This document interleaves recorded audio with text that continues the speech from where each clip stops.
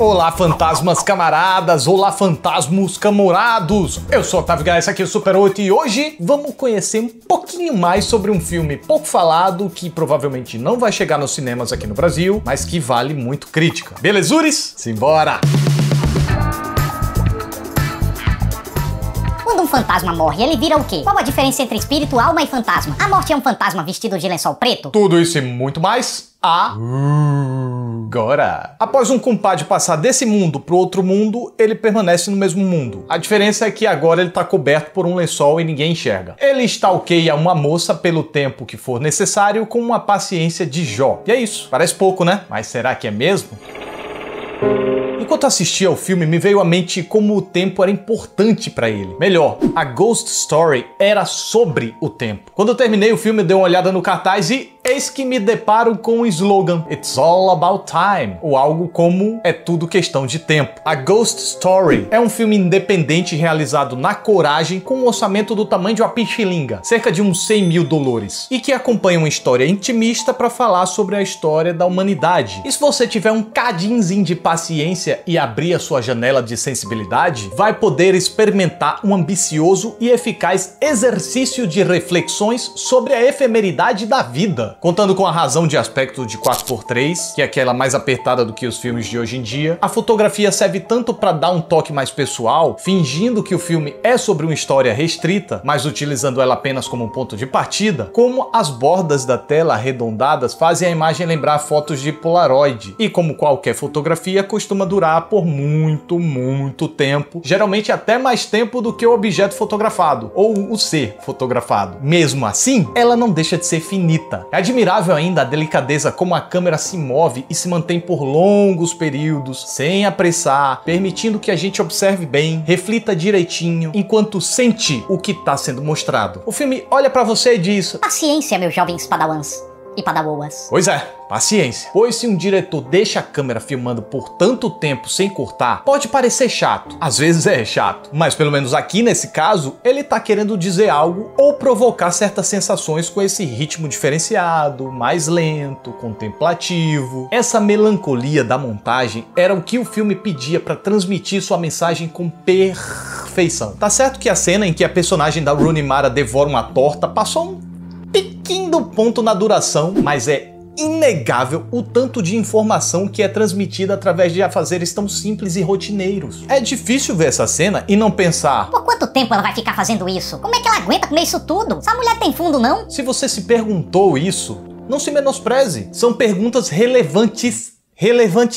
Muito relevantes no superlativo. Primeiramente, o tempo que ela passa fazendo isso mostra que a sua falta de ânimo é tamanha que ela não tá nem preocupada mais com nada. Sua vontade de fazer alguma coisa ali foi arrancada junto com a sua perda. Igualmente parou de se preocupar com a autopreservação ao cagar pro perigo de uma indigestão da braba. E por que isso? Porque a dor que ela tá sentindo precisa ser compensada com algo, e ela usa o prazer de comer pra isso. E o desejo dela de fugir da dor significa que ela sabe que sofrer não vai mais adiantar. O que quer que tenha acontecido, já aconteceu. Não importa o quanto ela sofra. Ela infelizmente precisa seguir em frente e começa com esses lampejos de prazer que uma comida totosa gera. Se a cena tivesse um ritmo mais acelerado, talvez essa interpretação se perdesse. E eu gostei de ter sido convidado a interagir com o filme, mesmo que tenha sido apenas através dos meus pensamentos. Eu acho isso até mais imersivo do que cinema 4D. Igualmente elegantes e comunicativos são outros recursos que o diretor roteirista David Lowery usa logo em seguida. A propósito, falando no diretor, Thiago Bellotti,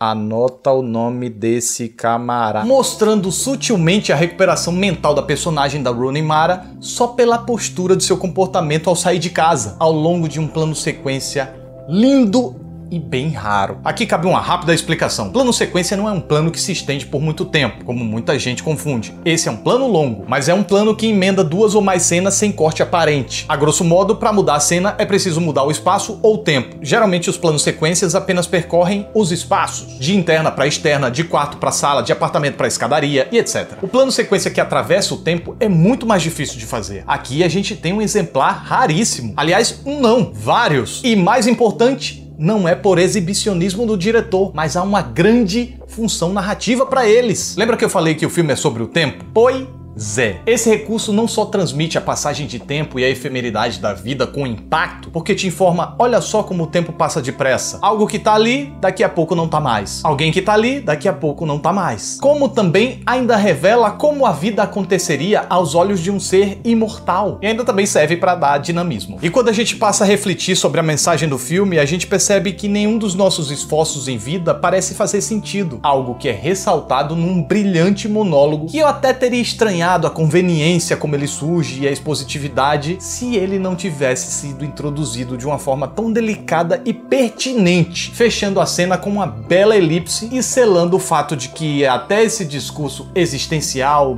/ niilista vai se perder no tempo também. Mas também não pense que é um filme catastrófico, sensacionalista. Bom, eu não achei. Até porque tudo aqui é retratado sem muito alarde e tem muita delicadeza no ar, como a cena em que a personagem da Rooney Mara dirige ao som de uma trilha incrivelmente tocante.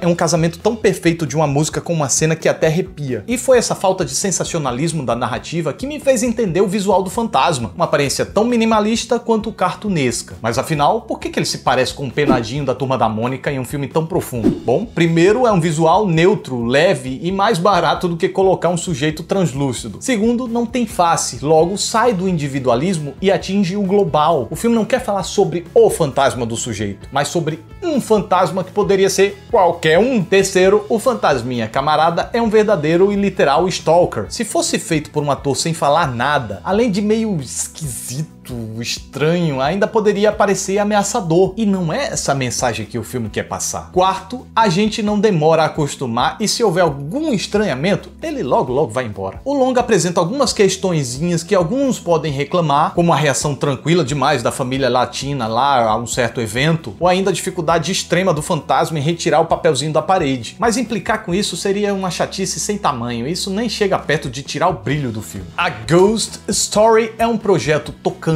e profundo que, se você se dispuser a tentar imergir nos seus planos contemplativos e ritmo mais lento, vai se permitir digerir um filme que conta muito mais do que aparenta contar. E se o que a gente faz aqui na Terra faz ou não sentido, vai ou não ser perpetuado, não importa. O que eu vou dizer agora não tá no filme, mas foi o que ele me fez refletir. Faça da sua vida o melhor que você puder, aproveite, se divirta, curta bastante e permita que outros possam usufruir como você. Se você não puder ajudar tantos outros, pelo menos tente não atrapalhar a experiência alheia. Ou seja, se não quer ajudar, não seja um mala e não atrapalhe. E obrigado demais, David Lowery, por esse doce / amargo filme que me fez refletir tanto.